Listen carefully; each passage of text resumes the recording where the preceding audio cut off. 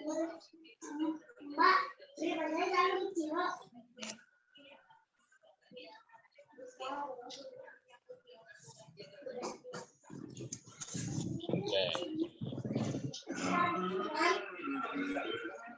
udah kelihatan ya Bapak Ibu screen-nya.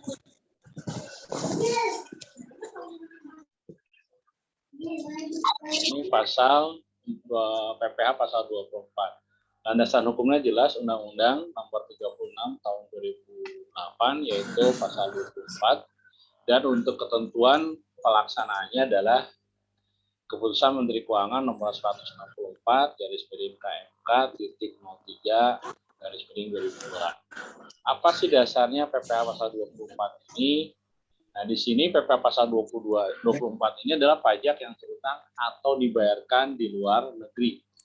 Seperti Bapak Ibu yang ketahui, saya dulu pernah membicarakan menerangkan bahwa PPH ini sifatnya adalah global taxation. Kenapa global taxation? Karena sebuah negara itu berhak memungut pajak kepada warga negaranya yang memenuhi unsur sebagai subjek pajak dan sudah memenuhi syarat menjadi wajib pajak secara objektif dan subjektif itu dengan 4 dasar, yaitu 1 berdasarkan sumber penghasilan, 2 berdasarkan kewarganegaraan, 3 berdasarkan domisili, dan 4 adalah berdasarkan yuridis, ya, yuridis internasional, artinya berdasarkan hukum. Nah, sebuah negara ketika asas-asas pungutan pajaknya kepada warga negaranya itu dengan 4 asas itu, maka ada kemungkinan atau besar kemungkinan atau juga banyak kemungkinan bahwa wajib pajak yang mempunyai sumber pendapatannya tidak hanya di dalam negeri saja, dari luar negeri itu akan mendapatkan perlakuan pemajakan yang berganda, baik itu dari negara asal sumber penghasilan maupun negara asal dari kewarganegaraan wajib pajak tersebut. Ya. Seperti misalkan nih Fauzi Maulani Ihsan. Iya Pak.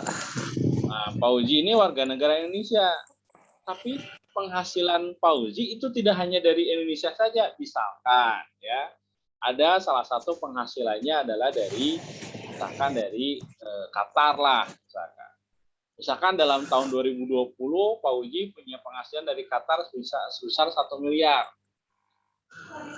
Nah, pertanyaan saya kepada Pak Uji, siapa yang berhak majaki Pak Uji atas penghasilan 1 miliar itu?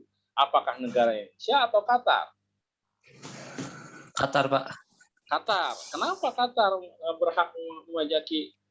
Kan Pak Uji warga negara Indonesia. Penghasilannya mungkin Pak dari luar. Dari luar.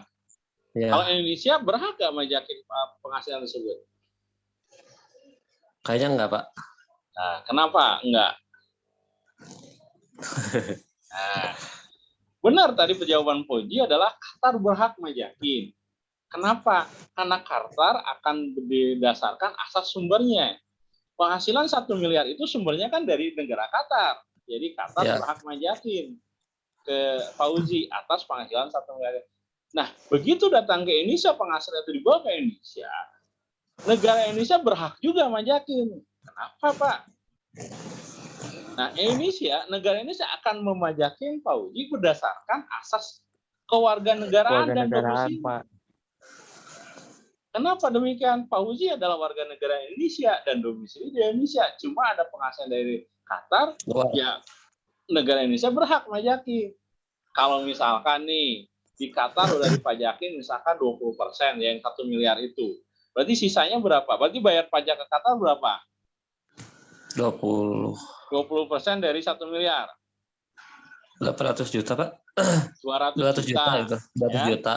Berarti kan penghasilan yang dibawa ke Indonesia 800 juta setelah dipotong pajak dari Qatar kan 200 juta. Yang 800 juta dipajakin juga oleh Indonesia. Misalkan ya, ternyata di Indonesia dipajakin adalah sama 20% dari 1 miliar, bukan dari 800 juta. Berarti kan 200 juta juga dipotong. Yang rugi siapa? Berarti kan penghasilan Pak Uji yang 1 Pak. miliar itu kan Yang bersangkutan, Pak. iya, hanya tersisa Yang bersangkutannya. berapa? Dari 1 miliar, 2 negara majakin 200 juta, mereka 400 juta. Tersisa 600 juta. Ikhlas nggak Pak Uji itu bayarnya? Pasti nggak ikhlas, Pak. Jadi akan seperti itu, apalagi kalau misalkan Pak Uji tinggal di Singapura. Ya, warga negara Indonesia tinggal di Singapura punya penghasilan dari Qatar. Singapura berhak nggak majakin?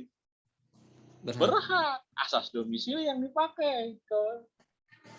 Nah, jadi kalau misalkan 20% lagi Singapura, berarti 200 juta lagi potong. Tinggal 400 juta. Nah, itu akan sangat merugikan wajib pajak. Dan itu akan pasti ada. Kenapa? Karena sekarang zamannya globalisasi itu mengindikasikan bahwa seseorang warga negara tidak mesti harus tidak kemungkinan bisa mempunyai penghasilan bukan hanya dari negara itu sendiri, tetapi bisa juga memperoleh penghasilan dari negara lainnya ketika dia punya peluang, kan gitu ya. Nah, tetapi negara akan berdalih ya kita berhak majakin karena tadi asas-asas yang dipakai oleh sebuah negara dalam memungut pajak, ya 4 asas itu yang dipakai.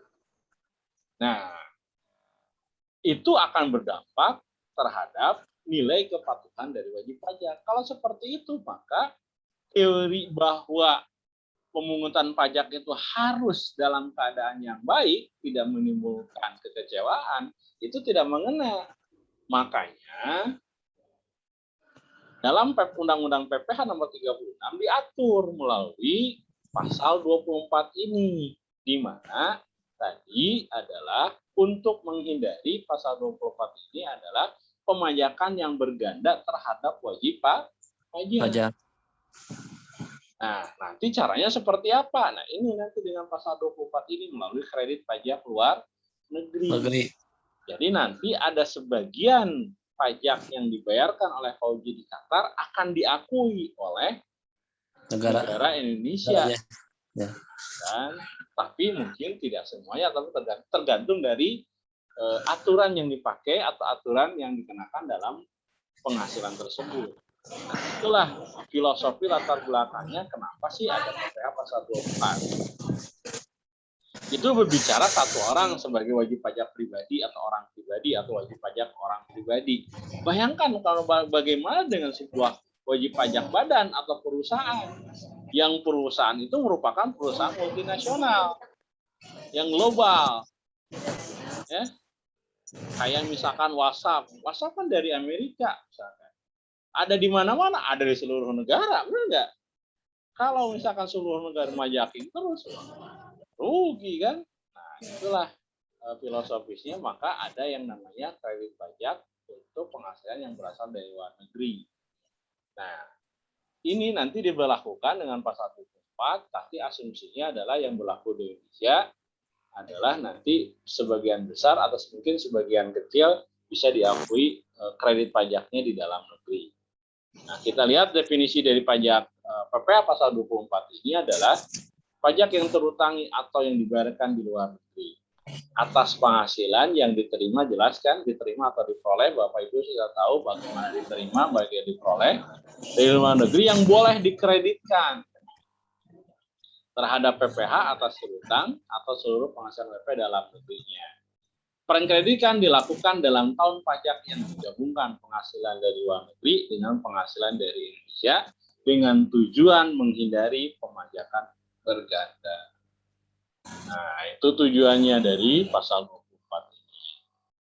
Adapun prosedur permohonannya disampaikan kepada Ditjen Pajak ketika penyerahan SPT PPh dengan melampirkan laporan keuangan dari perusahaan. Jadi Pak Uji jangan diam aja laporan SPT-nya, gitu kan? Ya, tapi melakukan mengajukan permohonan kepada Ditjen Pajak untuk bisa mendapatkan kredit pajak pasal 24. Kenapa? Karena saya sudah bayar pajak di luar negeri di Qatar tadi. Apapun dasarnya, ini laporan keuangan dari penghasilan dari luar negeri, kemudian fotokopi surat pemberitahuan pajak atau tax return yang telah disampaikan di luar negeri di Qatar tersebut, kemudian dokumen pembayaran pajak di luar negeri. supaya nanti bisa dihitung kredit pajaknya di dalam negeri sehingga tidak juga atau sehingga terhindar dari pemajakan yang berganda. Ganda. Ya. Nah, ilustrasinya nih, ya, ilustrasinya adalah pajak yang boleh dikreditkan hanya pajak yang langsung dikenakan atas penghasilan yang diterima atau diperoleh WP. Jadi pajak yang boleh dikreditkan adalah yang langsung, ya, dikenakan atas penghasilan yang diterima atau diperoleh WP. Contoh, PT Samudra Pasai memiliki saham. Ini kita berbicara WP badan, ya. PT Samudra Pasai memiliki saham Moscow Company yang berkedudukan di Rusia. Selama tahun 2013, Moscow Company, ya, di mana memperoleh laba sebesar 300.000 US dollar, di mana separuhnya diakumulasikan sebagai laba ditahan. Jadi dari laba yang 2013 sebesar ini, setengahnya dijadikan laba ditahan. Laba ditahan itu adalah laba yang tidak akan dibagikan kepada para pemegang saham. Sedangkan tarif pajak yang berlaku di Rusia ada 15%. Berarti kan tarifnya 15% yang di Rusia. Untuk PPh badan, corporate income tax, dan 10% untuk pajak dividen. Jadi di Rusia itu diberlakukan juga pajak atas perusahaan Moscow Company. Satu adalah untuk corporate income tax-nya sebesar 15%. Kalau di kita itu adalah pasal 29, ya. Kalau sekarang itu di kita itu pasal 29 itu tarifnya 25%, kalau di Rusia ini 15%. Ini misalnya. Terus ada tax juga untuk dividen. Ya, jadi para pemegang saham yang mendapatkan dividen dari perusahaan Moscow Company itu akan dipotong pajak sebesar 10% dari dividen yang diterimanya. Nah, berapa nilai kredit pajak yang diperoleh pada Samudra? Nah, ini kredit pajak yang boleh atau yang diperoleh oleh Samudra Pasai atas dividen yang diterima dari saham Moscow Company. Nah, berarti pasal 24-nya kita lihat bagaimana perhitungannya. Nah, ini kan jelas. Tadi kan labanya jelas 300.000 US dollar. Ya. Kemudian PPh badannya corporate tax tadi kan 15%. Berarti kan 300.000 dolar dikali 15%. Jadi 45.000. Berarti kan dikurangi kan? Ini kan dibayar pajak ke Rusia nih. Ini masih berbicara Moscow Company-nya, ya. Ini berbicara Moscow Company-nya. Nah, berarti kan dipotong nih income tax company-nya 15%. Berarti kan laba setelah pajaknya adalah hanya 255.000 dolar. Nah, kan tadi setengahnya yang dibagikan sebagai dividen. Jadi dari 255.000 dolar itu setengahnya akan dibagikan dividen. Nah, di mana dividen ini dari 250.000 dolar itu ada 127.500 dolar. Nah, sedangkan 10% ya, Pak? Iya, sedangkan kan di sini PT Samudra Pasai ini Ya, ini dulu. Jadi PT Samudra Pasai ini dividennya dibagikan 127%. Nah, pajak atas dividen, nah ini bedanya 10%. ada pajak lagi nih kan, 10% kan. Dari dividen yang dibagikan. Jadi sebesar 12.750. Jadi dividen yang dikirim ke Indonesia ke PT Samudra Pasai itu hanya 114 dari 127. Ya. Kenapa? Sudah dipotong pajak oleh Rusia. Nah, gitu ya. Oleh Rusia, ya. Jadi sebesar 45.000 dolar untuk corporate income tax dan pajak atas dividen-nya ada 12.750 dolar. Jadi dividen yang dikirim ke Indonesia 114.750 dolar. Dari Datang 300 tuh, ya, Pak? ya, iya kan, datang ke Indonesia tuh si uang yang dividen itu kepada PT Samudra Pasai, ya. Nah, berapa pajak yang diperbolehkan atau mana kredit pajak yang diperbolehkan untuk dikreditkan di pasal 24 ini? Apakah yang 45.000 dolar ataukah yang $12.750, $12.750. Nah, ingat bahwa ilustrasi tadi kan pengertiannya hanya dikreditkan untuk pajak yang dikenakan langsung terhadap penghasilan WP orang pribadi atau WP badan. Jadi nanti yang bisa dikreditkan oleh PT Samudra Pasai adalah yang 12.000.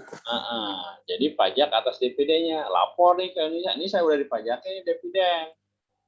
Jadi ya jangan dipajakin lagi kan gitu, ya. Oh, jadi emang dari yang berganda itu ya, Pak? Iya. Kalau yang ini udah nggak bisa karena ini kan dikenakannya bukan atas Pak Samudra Pasai, tapi yang ini dikenakannya atas perusahaan Moscow Company-nya, ya. Jadi tidak langsung. Kalau ini kan langsung dividennya langsung ke Samudra Pasai, maka ini yang dikreditkan. Ya. Nah, itu contohnya. Jadi nanti lapor ke Indonesia, nih saya udah bayar pajak nih untuk dividen di Rusia. Jadi di sini jangan dipajakin lagi kan gitu. Ya. Oke, seperti itu ya. Pak, jadi masuk yang pajak dividennya itu ke negara yang mana, Pak? Yang ke Rusia? Dividen itu pajaknya masuk ke Rusia. Oh. Kan yang dipajakin di Rusia. Kan yang dibawa ke Indonesia mah hanya 114.000. Yang 114. Kalau di Indonesia dipajakan lagi kan rugi kita kan. Jadi yang dipajakin Rusia. Jadi boleh diakui di negara Indonesia bahwa oh ini dividennya sudah dipajakin di luar negeri kan gitu. Jadi nanti sebagai pengurang pajak kredit pajak. Oke. Ya. Nah, negara sumber penghasilan dari saham sekuritas pengalihan saham sekuritas negara tempat badan menurunkan saham. Bunga royalti, ini ya negara sumber itu.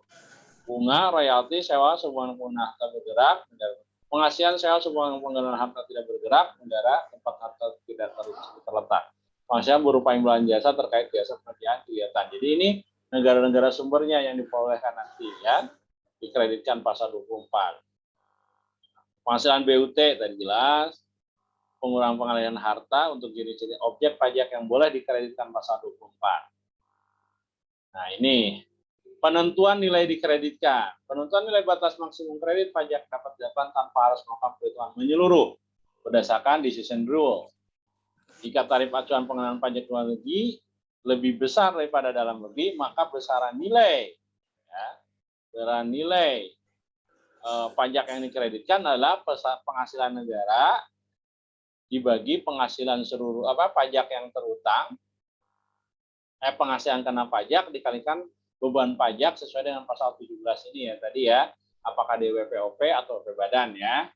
WPOP-nya jelas berapa pasal 17 tarifnya. Ada 5, 15, 25, dan 30%. Nah, nanti jika tarif acuan pengenaan pajak luar negeri lebih kecil dari dalam negeri atau jika di tengah mengalami rugi fiskal dalam negeri, maka besaran nilai pajak dikreditkan sama dengan beban pajak yang terletakkan luar negeri. Jadi artinya bahwa Pak, apakah seluruhnya kredit pajaknya dari pajak yang dibayarkan di luar negeri? Belum tentu. Ya kalau ini kan penghasilan dari luar negerinya, ini penghasilan seluruhnya. Ya, misalkan tadi Pak Uji, kan penghasilan dari Qatar itu adalah 1 miliar. Ya. Sedangkan Pak Uji dalam tahun 2020 ternyata mempunyai penghasilan kena pajaknya itu adalah taruhlah 5 miliar. Berarti kan 1 miliar dibagi 5 miliar dikalikan dengan pajak terutangnya sesuai pasal 17. Taruhlah misalkan pajak terutangnya Pak Uji adalah 400 juta. Ya. Jadi 1 miliar dibagi 5, 1/5 dikali 400 juta. Berapa tuh? 1/5 berarti kan sekitar 1/5 400 juta berapa? Kalau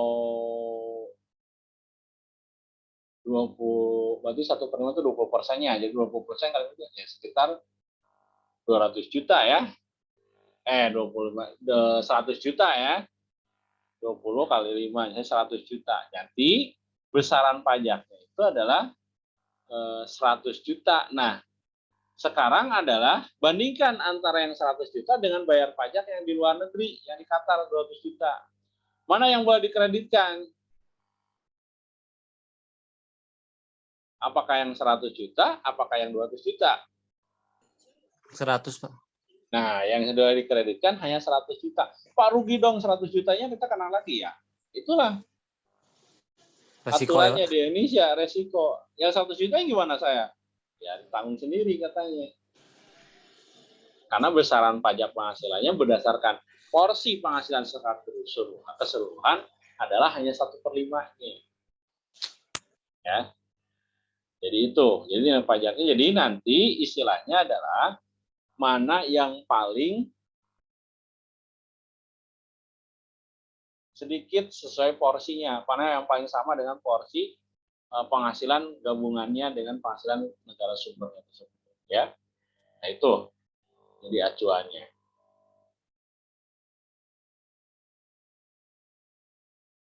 PKP dapat bernilai sama dengan penghasilan neto bagi WP Badan. Boleh kalau WP Badan. Namun tidak bagi WPOP. Nilai pajak dikenakan tidak melebihi beban pajak sesuai dengan 17 pasal 17 ya.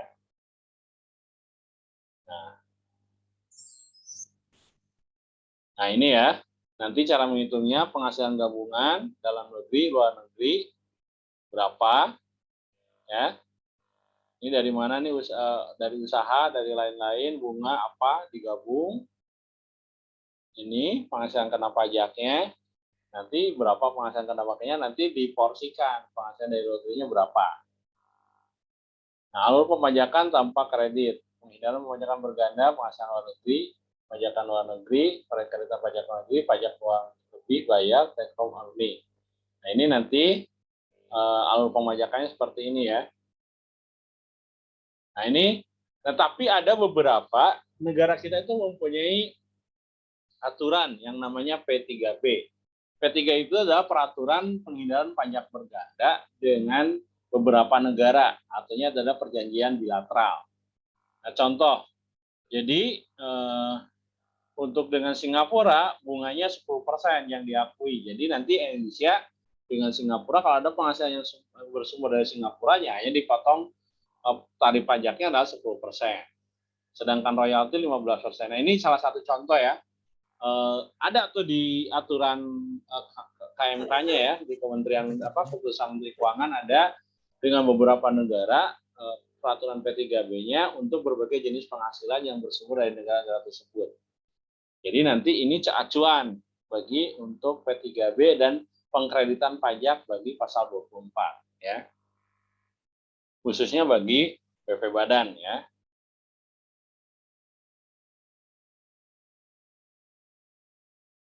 Nah ini contoh lagi, PT Perlak menerima dan memperoleh beberapa penghasilan neto dari sumber luar negeri dari tahun pajak 2017. Jadi ini beberapa penghasilan yang dari luar negeri. Dari Bosnia sebesar 500 juta. Dari Roma sebesar 75 juta. Kemudian dari Swiss, dari Juris Company sebesar 175 juta. Kemudian bunga kuartal 1 tahun 2017 sebesar 35 juta dari Vienna, Austria. Nah, penghasilan manakah yang akan digabung di tahun 2017? Kita lihat ya. Yang pertama jelas ya, yang dari Bosnia kan dari tahun 2017. Yang kedua, yang dari Roma gimana? Masuk nggak penghasilan 2017?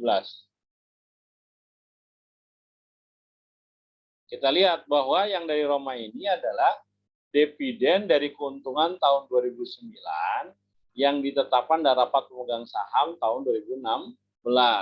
Baru dibayarkan tahun 2017. Ya. Dividen atas pernyataan sebesar 50% di Zurich Company Corporation di Swiss 150 berasal dari keuntungan tahun 2015, namun berdasarkan KMK diperoleh tahun 2017. Sudah jelas masuk nih. Ini juga masuk. Kemudian bunga kuartal 1 tahun sebesar 35 juta dari Vienna, Austria. yang baru diterima bulan Januari 2018. Nah, kita lihat, jadi sumber-sumber penghasilan yang dari luar negeri yang bisa digabungkan di tahun fiskal 2017 adalah hanya dari Bosnia, dari Italia, dan dari Swiss. Sedangkan dari Vienna, Austria, itu tidak bisa digabungkan karena apa? Karena itu pendapatannya merupakan pendapatan fiskal untuk tahun 2018. Ya.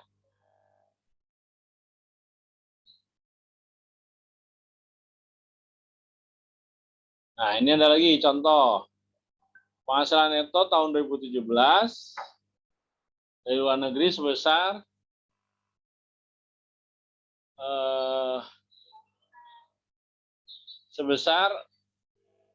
dalam negeri 3 miliar, sedangkan penghasilan dari luar negeri sebesar 1,5 miliar. Jika tarif pajak luar negerinya adalah sebesar 20%, maka berapa batas nilai maksimal kredit pajak yang bisa dikreditkan? Nah, kita lihat ya. Ini kan penghasilan dalam negerinya 3 miliar, sedangkan luar negeri 1,5 miliar. Berarti gabungannya adalah 4,5 miliar.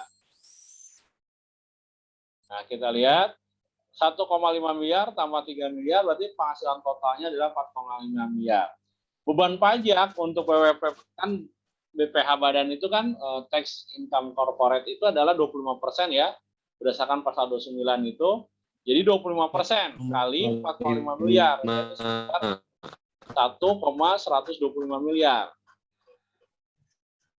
1,125 juta ya. Nah, kan tadi dia bayar pajak berapa di... Nah, ini 20% ya, tarif pajak di luar negerinya. Berarti 20% kali berapa? Kali 1,5 ya. Berarti kan berapa? 750 juta ya. 20% kali ini 75 juta ya. 75 juta. Iya. 15 kali 20, 300 juta. 300 juta. Jadi dia udah bayar pajak di luar negeri 20% dari penghasilan yang berasal dari luar negeri sebesar 1,5 juta, 1,5 miliar, berarti sebesar 300 juta. Ya. Nah, apakah 300 juta itu bisa dikreditkan di dalam negeri seluruhnya atau tidak? Nah, kita lihat porsinya. Batas maksimum kredit pajak untuk PPh pasal 24 ini adalah 1,5 miliar penghasilan yang dari luar negeri ini dibagi dengan total penghasilan netonya, jadi dari yang luar negeri dan dalam negeri totalkan 4,5 miliar dikali dengan beban pajak. Beban pajaknya kan ini 25% dari 4,5 miliar, 1,125 miliar. Jadi besarannya 375 juta maksimum kredit pajaknya yang boleh dikreditkan. Tetapi kan bayar pajaknya di luar negeri cuma 300 juta. Jadi boleh dikreditkan seluruhnya 300 juta. Bahkan ada maksimum 70 juta, kan bayar pajaknya di luar negeri cuma 300 juta. Ya. Jadi ini boleh dikreditkan seluruhnya untuk PPh pasal 24. Jadi nanti dalam SPT boleh dikreditkan 300 juta. Jadi kita nggak bayar lagi, dikenakan pajak lagi yang dari luar negeri. Ya, diakui. Ya. Paham sampai sini Bapak Ibu? Ini Pak sinyalnya aduh. Sinyal. Ketinggalan Rita Isin, Pak. gimana Rita Isin? Cucu? Paham, Pak. Mercy, bisa? Masih bagus sinyalnya? Lupa, Pak. Luplop karena sinyal. Karena apa? Karena kuota atau karena hujan Ini ya? hujan, Pak. Hujan Pak, nggak biasanya sih. Iya, di sini hujan. Gitu ya? Oke, tapi bisa mengikuti sebagian ya. Iya, Pak. Iya Pak. Nah, ini nanti jurnalnya penghasilan yang di jurnal untuk pembayaran dan pendapatan yang diterima dari bunga tersebut atas penghasilan yang dari luar negerinya ya. Beban pajak sebesar ini, utang pajaknya 825, tapi pajak yang dibayar di bunganya kan 300 juta ya. Ini penghasilan dari luar negeri diterima 1,25 miliar. Kenapa 1,2? Karena 300 jutanya dia udah bayar pajak kan. Ini kan total seluruhnya Dari pajak itu kan 1,5 ya, Pak? 1,5 ya. Ya dia Ya. bayar pajak di luar negeri 300 juta. Jadi pendapatan dari bunganya memang 1,5, tapi keterima kasnya hanya 1,2 miliar. Karena 300 jutanya bayar pajak. Nah, ini bisa dikreditkan pada waktu pembayaran beban pajak. Ya, beban pajaknya kan totalnya dari pasal 25 ini kan, pasal ya 29 ini kan 25%, 1,125 miliar. Yang pajaknya tinggal 825 juta, karena yang 300 juta sudah dibayar di luar negeri. Nah, itu.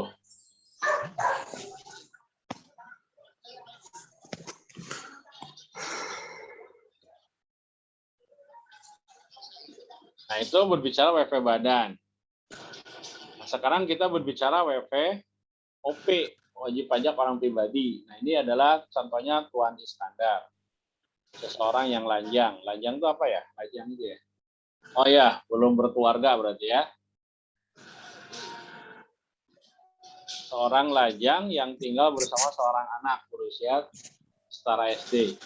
Atas kedudukan Tuan Iskandar Muda, WP orang pribadi, berapa nilai batas pajak yang ini. Nah, total penghasilan yang diterima 4,5 miliar. Oh, ini masih yang lama ya.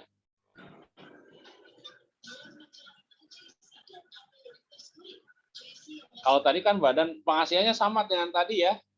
Yang 1,5 miliar dan 3 miliar.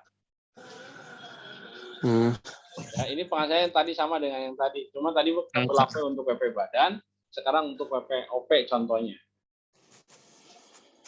Tapi ini PTKP-nya masih yang lama ya. Harusnya sih tidak segini. Ntar saya atur dulu deh. Nah, kita coba dengan Excel.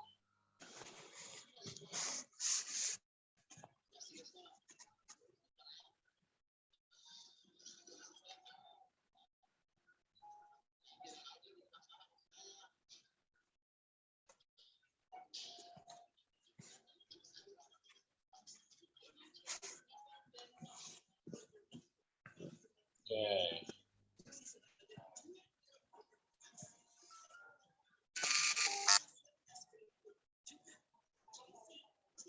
Nah, kita berbicara WP badan ya, WP OP sekarang.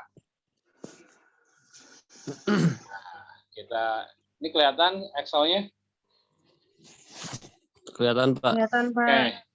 Ini saya contohkan, tadi kan Iskandar, saya contohkan Pak Uji aja ya, yang tadi. Nih, Pak Uji. Ceritanya Pak Uji, tahun 2020 ya, punya penghasilan dalam negeri, dividen, tadi berapa? 1 miliar. 3 miliar kan? 3. 123, 123, 123. Kelihatan nggak nih? Kecilan. Ya, Pak.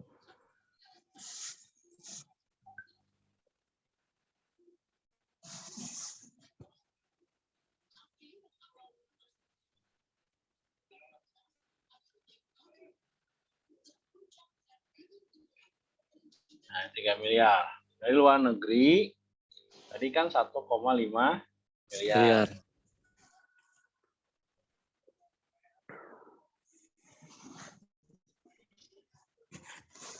Nah, ini kaitannya dengan PPh WPOP badan, WPOP ya. Berarti kan, taruhlah ini jumlah penghasilan kena pajaknya ya. Penghasilan totalnya. Penghasilan total ya.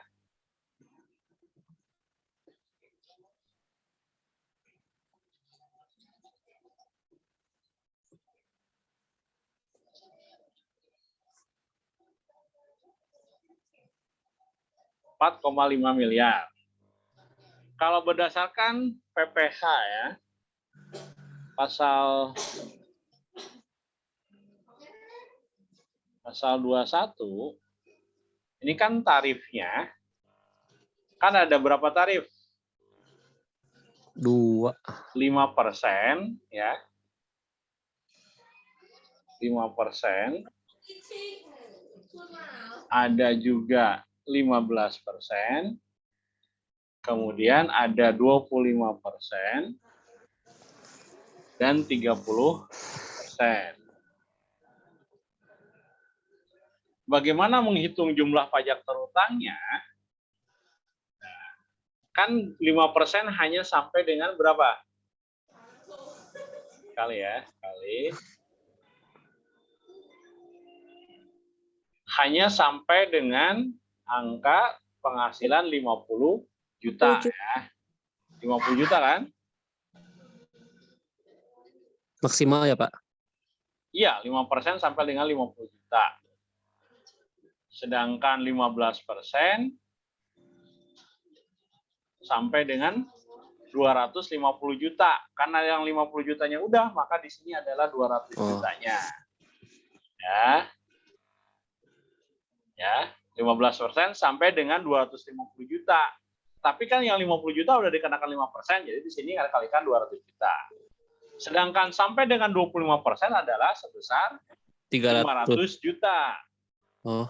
500 juta ya, dari pasal 2. Lihat pasal 17 ayat 1 di Undang-Undang Nomor 36 dulu udah pernah disampaikan di pasal 21 ya. Tarif urutan tarifnya. Nah, sampai dengan 25% adalah besarnya 500 juta. Nah, yang 500 juta ini, yang 50 sudah 5%, yang 15 sudah 200 juta, maka sisanya ini adalah 250 juta. Nah, sampai sini penghasilan udah berapa? Baru 500 juta kan? Iya, Pak. Nah, di atas 500 juta itu dikenakan tarif 30%.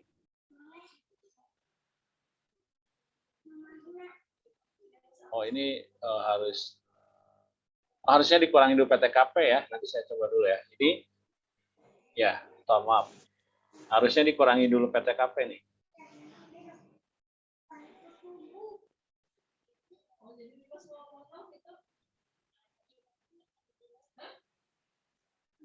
Nah, ini PTKP-nya dulu nih. PTKP Fauzi yang statusnya Orang pribadi. adalah tadi apa? PPOP. TK ya. TK, TK, ya, PPOP, dua. TK 1 kan? 1. Jadi TK itu tidak kawin, tetapi dia punya tanggungan 1 kan? Tadi dia ngurus anak. 1. Anak SD. Nah, jadi besar PTKP-nya adalah untuk WP-nya sebesar berapa? Ingat, enggak? PTKP-nya kan 1 bulannya adalah 4,5 juta. Berarti 1 tahunnya berapa? 4,5 miliar. Bukan, 4,5 juta dikali 12 berarti 54 juta. 54 juta.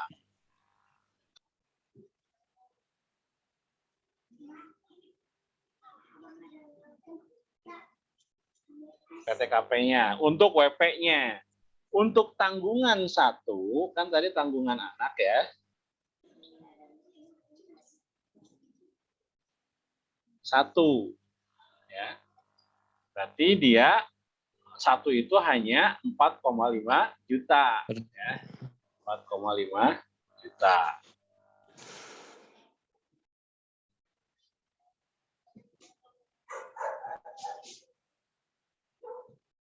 Jadi besarnya PTKP berapa?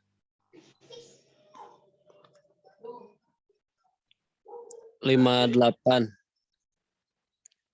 Ya, besarnya PTKP itu adalah 58 juta. Berarti di sini ya. 500. Ini total ini ya. Ini besar PTKP ya, jumlah PTKP-nya ini. Supaya kelihatan di sini. Jumlah PTKP. Berarti penghasilan kena pajaknya berapa? Penghasilan kena pajaknya. Tadi kan penghasilan totalnya 4,5 miliar. Ya. Sedangkan PTKP-nya adalah 58.500.000, WP-nya 54 juta. Karena dia ada tanggungan satu anak, maka 4,5 juta ditambahkan, berarti kan 54 juta tambah 4,5 juta, besarnya 58.500.000. Berarti besarnya penghasilan kena pajak adalah 4,5 juta dikurangi 58.500.000. Nah, inilah dasar yang nanti akan dikenakan pajak untuk pasal 17. Untuk tarif pasal 17 untuk PP 21. 4.441.500. Nah, kita lihat yang 500 udah, 250 udah, berarti kan 500 juta, berarti sisanya berapa? 4,41 4,4 miliar dikurangi 500 juta, berapa? Minus 3.900.000.000, Pak. 3 miliar. 3,6. Nah, hitung aja dulu ya. 500 juta. 3.600.000.000. Jadi di sini adalah 4,441 miliar dikurangi 500 juta. Berapa? Ayo. 394.500.000. Ya, 3 miliar. 3 miliar 9 Nah, 41.500. nanti berapa nih pajaknya? Kita hitung.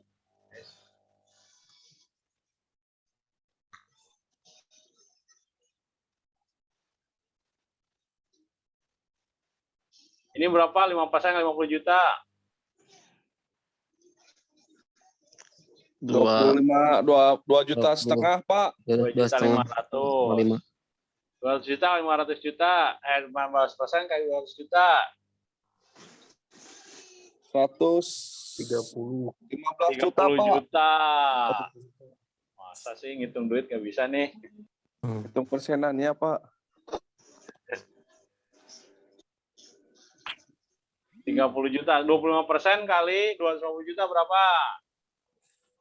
62.500. Ya, 62.500.000. Sekarang 30% kali 3 miliar. 320 juta. 320 juta. Masa? 1 miliar 182 juta. 100. 1 miliar ya. Kan 3 1,1. miliar itu kan 3 miliar 1,1 1,1. juta. Nah, jadi berapa pajaknya totalnya nih? Jadi gambarannya seperti ini, Pak, Bu. Jadi kalau Anda punya penghasilan 4,5 miliar, pajak Bapak Ibu adalah di sini ya, pajak terutang.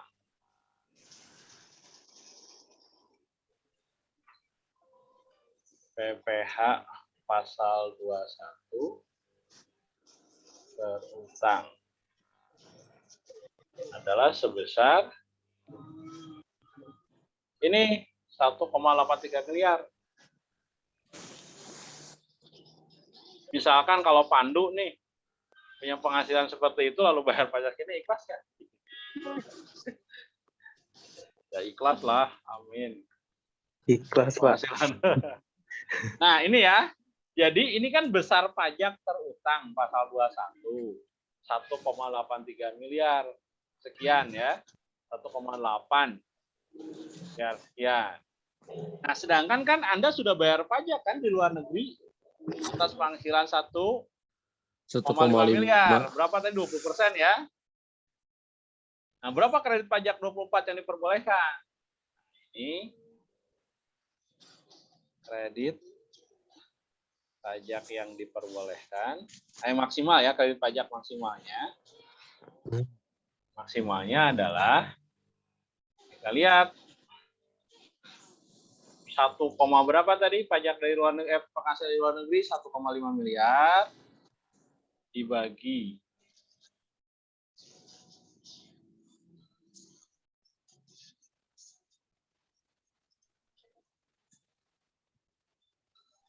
Berapa? 4,5 miliar total penghasilan.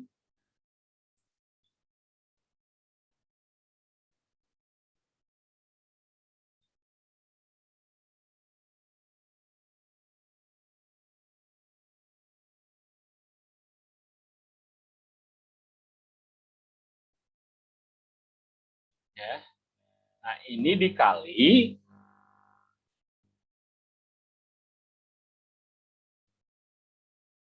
beban pajaknya berapa? Ini ya, 1,839.950.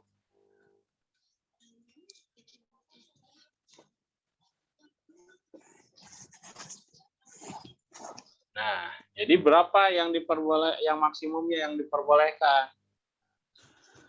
Berarti besarannya adalah berapa? 1,3 1,5 dibagi 4 setengah berapa? 15,9. 1 dibagi 9 ya. 15 bagi 5 3. 4,5 bagi 5 9. 3 per 9 dikali ini berapa? 613.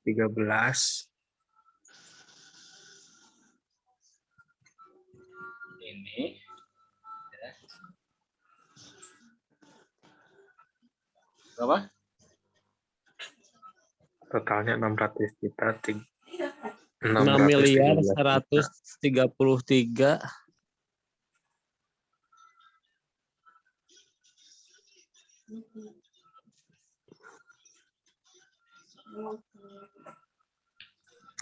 $613 Iya, 613, Pak. 6,1.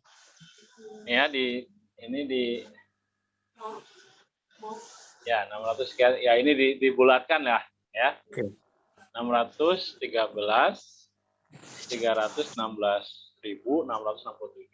Nah, ini maksimalnya. Maksimal kredit yang dibolehkan.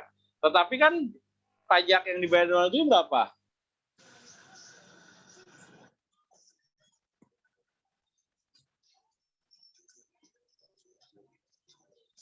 Berapa coba tadi? 15, 10. 20% ya? 20. Iya kan, 20% kan? 20% kan tarifnya 20% ya? Dikali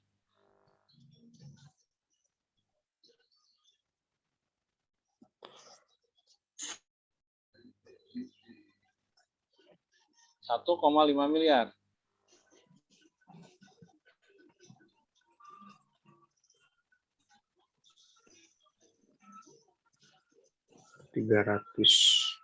Berapa?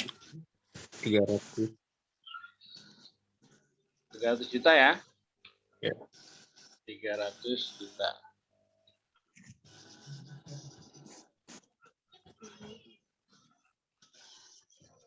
Nah, jadi kan itu boleh dikreditkan langsung 300 juta karena maksimumnya 613. Jadi, tadi kan jumlah pajak yang Pak Uji harus bayar kan ini ya, 1,83 miliar. Nah, ini dikurangi dengan kredit pajak 300 juta. Jadi, pajak yang masih harus dibayar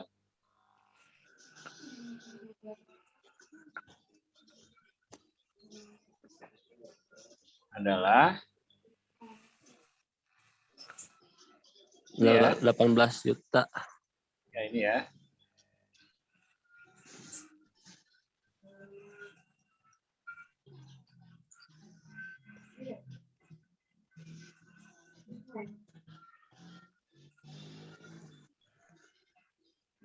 Ini kredit pajak yang dibolehkan. Ini pasal 24 ya. Sebesar 300 juta. Nah, ini beban pajak ya. Maaf.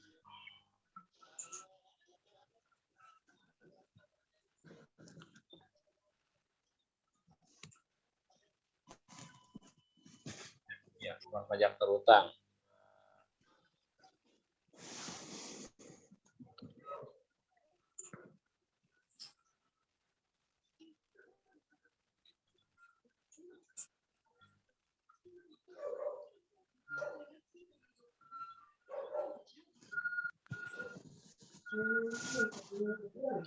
Nah, jadi nanti dalam laporan SPT-nya, Pak Uji hanya tinggal bayar 1,5 miliar 39.900.000. Karena yang 300 juta sudah dibayar di luar Negeri. Jadi ini asumsinya adalah seluruh pajak yang dibayar di luar negeri boleh dikreditkan seluruhnya. Karena pembayarannya lebih kecil daripada kredit pajak maksimal yang diperbolehkan. Jadi kalau misalkan bayar pajak ternyata bukan 300 juta, 500 juta dikreditkan karena batas maksimumnya adalah 613. Tapi kalau misalkan bayar pajak yang justru 700 juta atau 650 juta, hanya mana yang boleh dikreditkan? Yang boleh dikreditkan adalah yang 613 juta. Ya, kalau dia lebih besar dari bayar pajak yang maksimal dibolehkan. Oke, Bapak Ibu, sampai sini ada pertanyaan? Paham nggak nih? Bingung ya, Pak?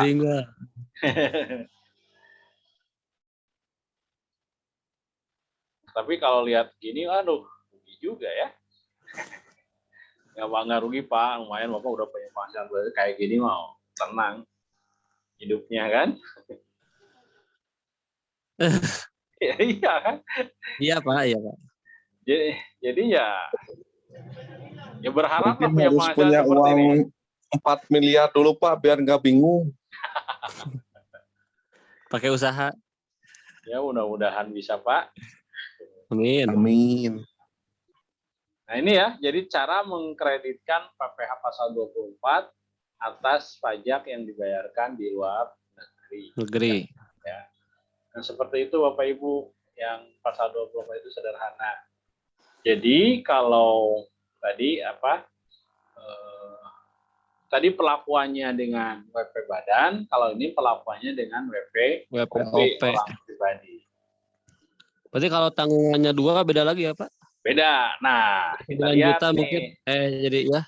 Ya, kita lihat nih, saya share-kan, kita cari dulu nih.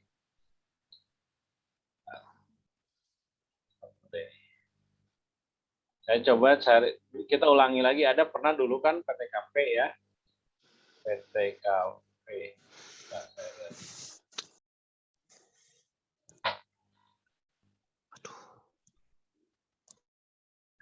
PTKP berapa?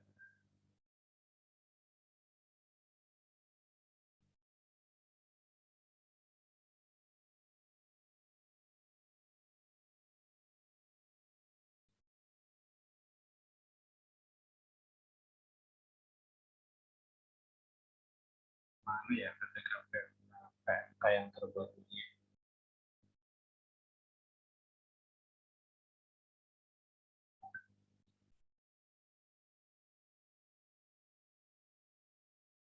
Oh ya.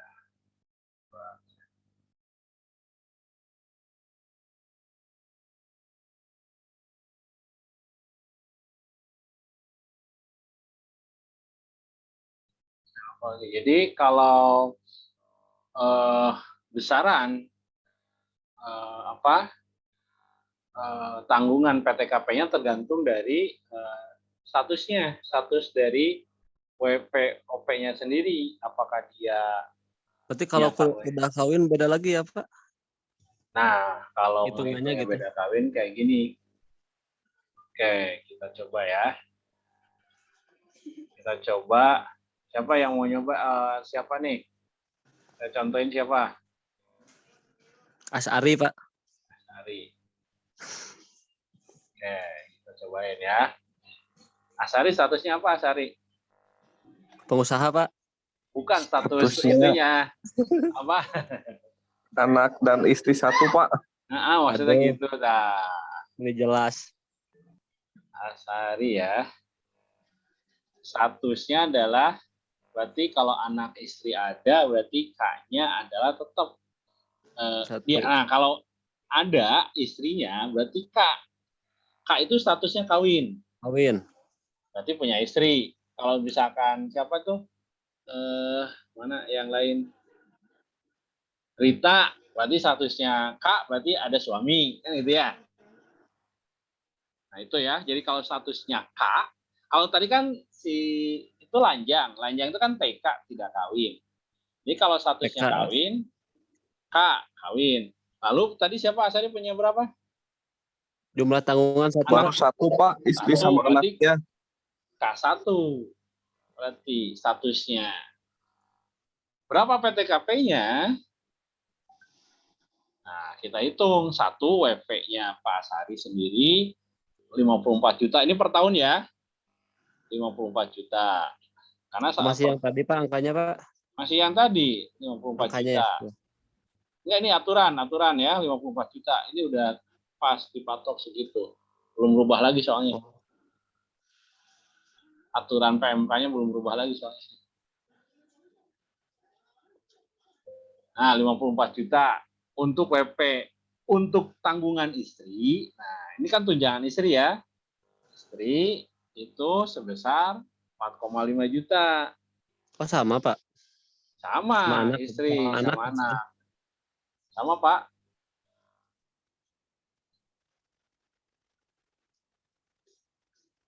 Rp4,5 juta. Untuk anak, satu kan? Ya. Anaknya satu kan?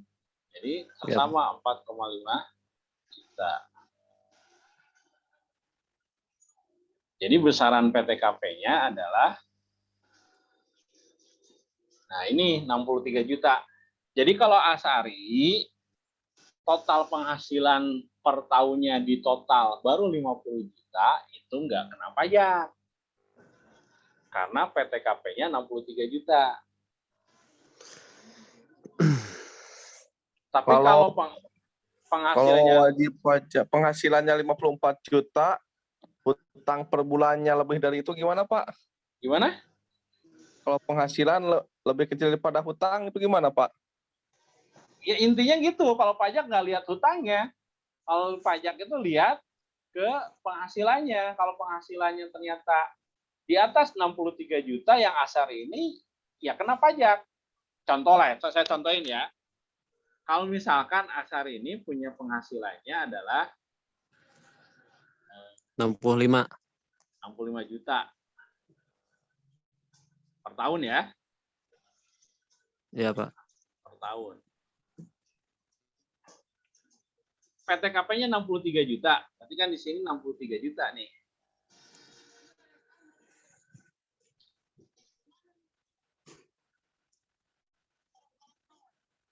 Berarti penghasilan kena pajaknya berapa? 2 juta. 2 juta, kan gitu ya? 2 juta, berarti kan 65 kurang 63, 2 juta. Berapa PPh pasal 21-nya? Yang dipotong per tahunnya. Karena ini 2 juta sama dengan 50%, 50 juta berarti berapa? 5%. Kan gitu ya. Dikali berapa? 500.000. Enggak, dikali 2 juta. Kan gitu. Oh. Kan penghasilan kena pajaknya 2 juta. Nah.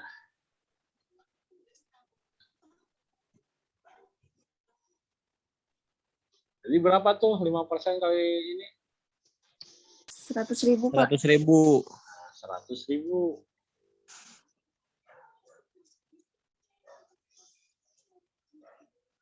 Ini 100.000 itu per tahun ya, awas. Ya. Per tahun. Pak, misalkan kalau istrinya kerja, kena pajak juga atau beda lagi itu, Pak? Beda lagi perhitungannya. Nanti Oh, ya. digabung bisa. Nah, Ya, ini Pak, ya, per Pak. tahun ya. Lalu berapa per bulan dipotongnya? Nah, ini per tahun. PPh pasal yang harus dibayar per tahun 100.000. Per bulannya berapa dipotongnya? Dibagi aja. Dibagi 12. 12. Jadi berapa? 8,3. Nah, jadi nanti dalam struk gajinya Bapak Asari dipotong sama perusahaannya hanya 8.333 per bulan. Jadi kalau ditotalkan itu Pak Sari itu punya penghasilan sekitar 4,5 juta ya. Kurang. 65. Ya 65 juta itu kan per tahun. Berarti per bulannya berapa? Ya, kita bagi aja nih. 65 juta dibagi 12. 5 Nah, 5 juta 400 sekian ya. penghasilan per bulannya. Jadi nanti ini yang diterima dipotong ini sekian. Jadi keterima totalnya. Ini sebelum hutang apapun ya. Itu per bulan ya, Pak? Ya per bulan 8.380.500. Kalau statusnya K1. Kawin. Iya, K1 kawin 1.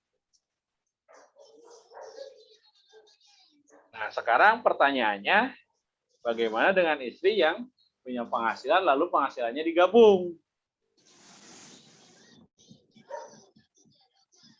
Kalau Pak Asari ini istrinya berpenghasilan juga sama 65 juta misalkan per tahun.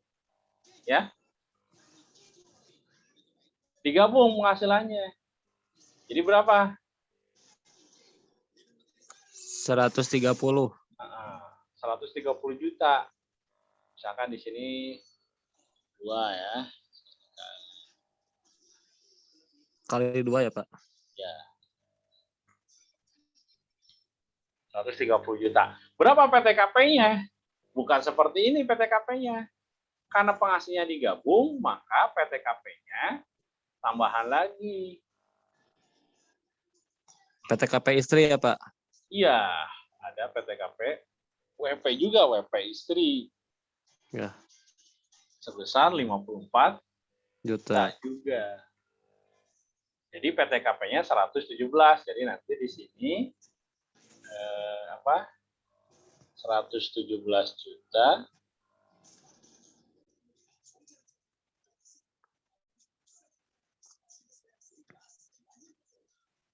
jadi yang kena pajaknya berapa ya? 4 juta. Iya. Nah, hanya 13 juta. 13 juta kalau 5% berapa? Ya, sekitar berapa tuh? Kalau dikali 5% berarti ini 450. 50. besar pajaknya 650.000 per tahun.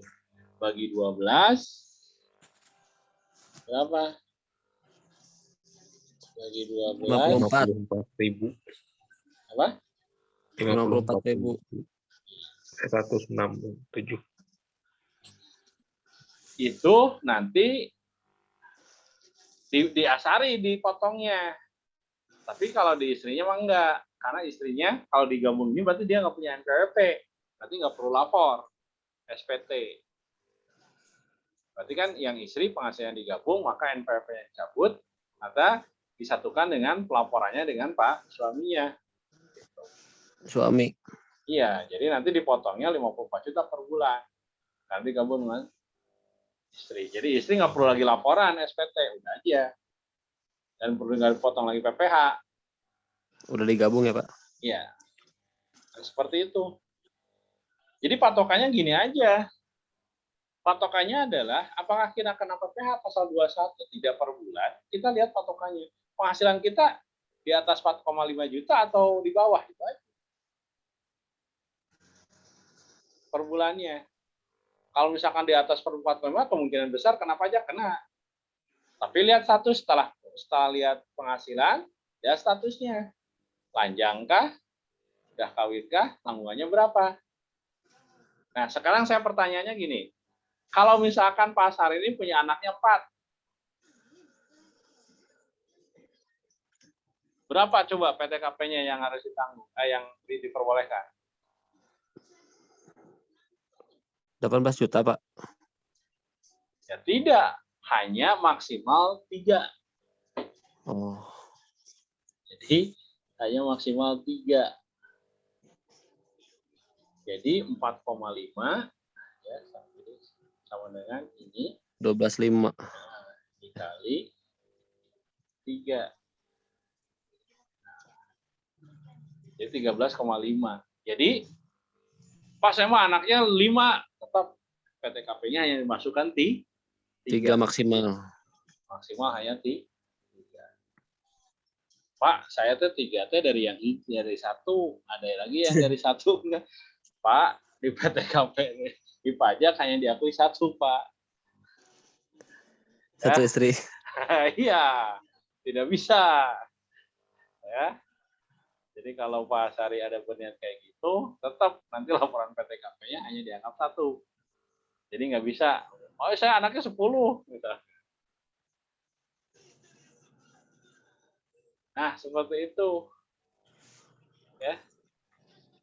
Jadi, kalau misalkan Pak Budi atau Budi Maulana, Pak saya 3 itu dari yang 1, dari yang 1 ada 2, dari yang satu lagi ada 3, 3 dari 8. Tetap dalam laporan PTKP pajak hanya 3. 3 dan dari 1 istri.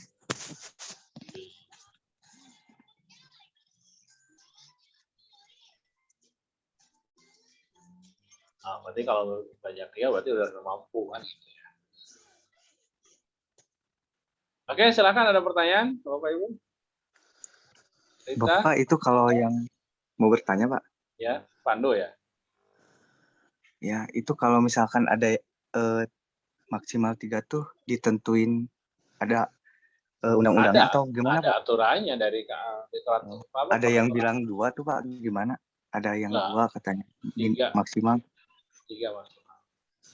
Oh, 3. Itu mah 2 mah untuk aturan tunjangan ini, tunjangan ASN, untuk tunjangan anak.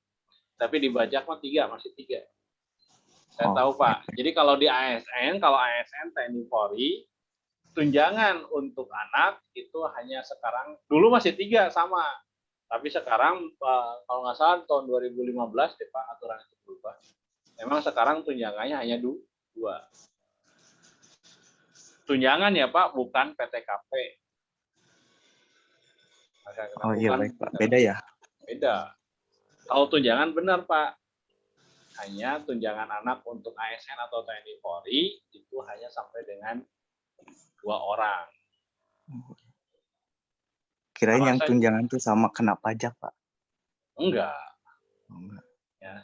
Kalau PTKP itu kaitannya dengan fiskal. Jadi 3 maksimal. Ya baik Pak, makasih Pak. Kenapa saya dibatasi? Ya intinya mah pemerintah membatasi kan ada program KB, 2 anak cukup. Kalau misalnya nggak dibatasi, saya enak ya terus. Ya. Ya, intinya seperti itu ya. Mungkin juga keuangan negara yang paling menipis, jadi ya udah dibatasi sampai 2 sekarang. Kalau dulu masih 3 Pak, sebelum tahun 2015. Tunjangan juga. Kalau sekarang masih 2, sekarang 2. Karena juga saya tahu dari aturannya juga dari Permenpan-nya, dari Kementan, kemudian di aturan baru dikurangi, termasuk juga ke hal-hal yang lainnya. Tapi di fiskal masih 3 Pak. Pajak. Oke, ada lagi yang mau ditanyakan? Silakan Bapak Ibu. Pak mau nanya Pak, Ya, Rama, gimana Rama? kembali lagi ke belakang ya Pak. Kan kalau foreign exchange sama trader kan menggunakan mekanisme pajak badan bentuk usaha. Ya, Kalau Bitcoin itu pakai mekanisme yang pajak bentuk usaha apa wajib pajak pribadi apa ya? tergantung Bitcoin-nya atau penghasilannya itu apakah atas nama pribadi atau atas nama badan. Tapi Kalau di bentuk atas nama penghasilannya, gimana? pajak badan bentuk usaha itu 25% ya Pak, tetap itu teh? Iya, 25%. Itu untuk corporate income tax-nya 25%. Itu pasal 29 Undang-Undang 36 tahun 2008. Dulu sebelum tahun 2008 itu adalah 50% kali kali dulu 50% lalu kali 18%. Sekarang dikumulatifkan 25%.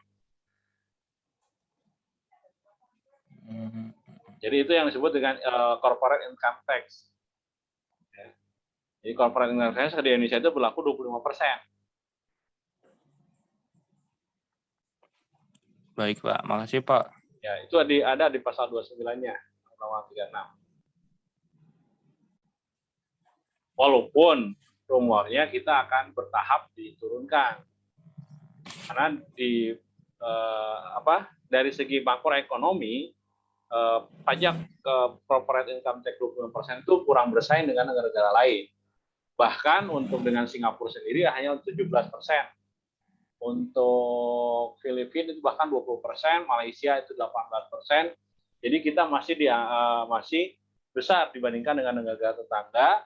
Nah, jadi dari segi makroekonomi, dari segi investasi kita kalah bersaing dari segi teks. Karena semakin besar teksnya maka akan semakin mengurangi minat investor untuk bisa menanamkan investasi di Indonesia.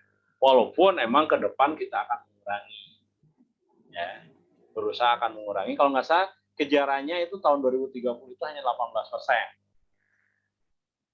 Tapi bertahap kalau nggak salah. Tapi sayang sekarang PPN-nya malah dinaikkan nih, sayang. Kan PPN rencananya mau dinaikkan sampai dengan 12% di tahun 2025 kalau nggak salah. Tapi bertahap 11% di tahun depan sampai dengan 2024. Kemudian nanti 2025 menjadi 12%. Itu kalau secara makro ekonomi itu akan berdampak terhadap nilai jual atau price harga produk. Karena nanti ketika PPN-nya naik dari 10% menjadi 12%, itu akan mempengaruhi komoditas harga produk itu sendiri. Yang besar juga nantinya PPN-nya. Berarti Pak, kalau bisnisnya kan Bitcoin itu kan kayak investasi mata uang asing gitu ya Pak ya. Kalau Ya. modalnya 10 juta misalnya kan, keuntungannya tahun ke depannya teh misalnya 20% jadi 12 juta, berarti masuknya teh wajib pajak pribadi kemarin ya Pak ya? Kalau Wajib itu lapor SPT penghasilannya tahunan. masuknya ke orang pribadi ya kena. Jadi nanti si perusahaan yang memberikan penghasilan itu harusnya langsung memotong kepada penerima penghasilan tersebut. Lalu disoalkan ke kas negara, nanti dilaporkan. Si wajib pajaknya nanti melaporkan dalam SPT sudah bayar pajak dari penghasilan Bitcoin itu. Bahwa WP badannya juga melaporkan, jadi sinkron nanti. Kan penghasilan itu langsung dipotong pada saat menerima penghasilan. Ya. Kayak Anda menerima penghasilan gaji setiap bulan, itu kan pada saat itu dipotong. Supaya tidak berat per tahunnya, maka dipotonglah per bulan.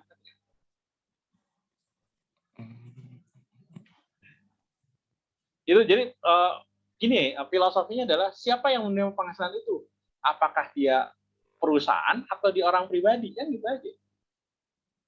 Kalau misalkan yang menerima penghasilan itu ada orang pribadi, berarti kenanya WPOP, kan gitu ya. Pasal 17 tuh rinciannya, 5, 15, 25, 30. Kalau dia yang menerimanya adalah WP badan, atau misalkan perusahaan, badan, ya kenanya adalah pasal 29, 25%. Gitu aja. Ya, kalau yang menerima penghasilan tersebut.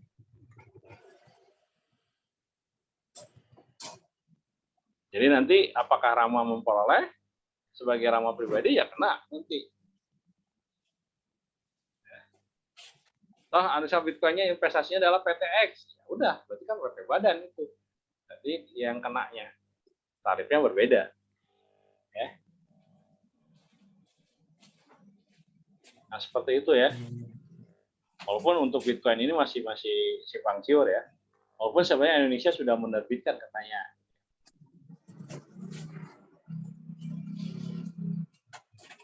Oke, silakan ada pertanyaan lagi? Cukup, Pak. Cukup ya. Nah, itu untuk pasal 24, Bapak Ibu sekalian. Tinggal dipahami saja. Jadi, filosofi pasal 24 itu adalah tadi untuk menghindari pajak berganda yang dikenakan atas penghasilan yang bersumber dari luar negeri. Jadi, asumsinya bagaimana kredit pajak itu diakui adalah tadi dikumulatifkan dengan penghasilan yang dalam negeri, kemudian diambil yang terendah. Diambil yang terendah. Walaupun nanti dia hitung dulu acuan maksimalnya. Jadi nanti yang terendahnya berapa, itulah yang bisa dikreditkan di PPh pasal 24. Ya.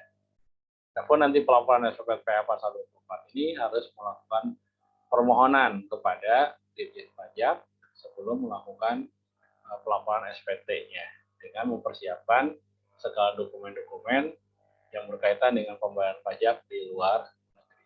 Ya. Jadi tidak bisa otomatis langsung Bapak Ibu melakukan SPT memotong mengkreditkan PPh 24, tapi harus mengajukan dulu permohonan kepada DJP, lalu dengan melampirkan beberapa persyarat dokumen perpajakan yang sudah dilakukan pembayaran di luar negeri. Nah, seperti itu. Ya. Oke, kalau misalkan sudah tidak ada pertanyaan lagi, saya rasa cukup untuk hari ini. Seperti biasa, nanti saya share di link YouTube-nya untuk daftar hadirnya. Dan mudah-mudahan ilmu yang bermanfaat bagi kita semua. Dan mohon maaf atas segala kekurangan. Amin. Kekurangan dalam penyampaiannya. Terima kasih untuk seluruhnya atas atensinya. Nah, saya tutup apabila tidak. Wassalamualaikum warahmatullahi wabarakatuh. Waalaikumsalam. Warahmatullahi wabarakatuh.